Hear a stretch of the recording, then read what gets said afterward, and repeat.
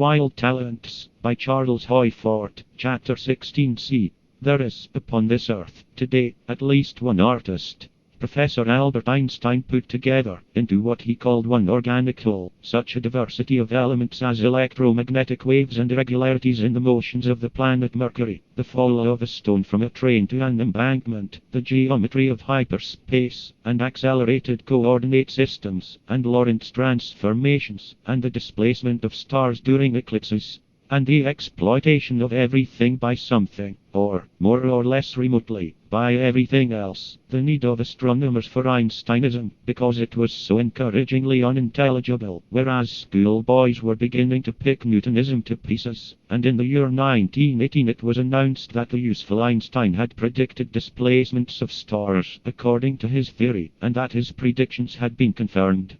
For purposes of renewed confirmation, or maybe in innocence of trying to confirm anything, or at least not consciously intending to observe whatever was wanted, an expedition was sent by Lick Observatory to report upon the displacement of stars during the solar eclipse of October 1922. The astronomers of this expedition agreed that the displacements of stars confirmed Einstein, the prophet.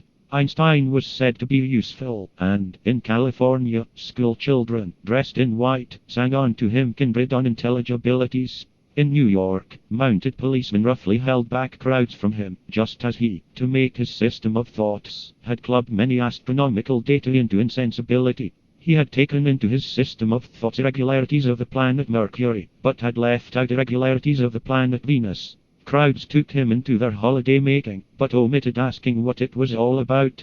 Upon June 12, 1931, Professor Erwin von Licker reported to the Physics Association of Berlin that, according to his observations, during the eclipse of May 9, 1929, stars were not displaced, as, according to Einstein, they should be, or that, outside itself, Einsteinism is meaningless. There was no excitement over this tragedy, or comedy, because this earth's intellectuals, mostly, take notice only when they are told to take notice, and to orthodoxy it seemed wisest that this earth's thinkers should not think about this.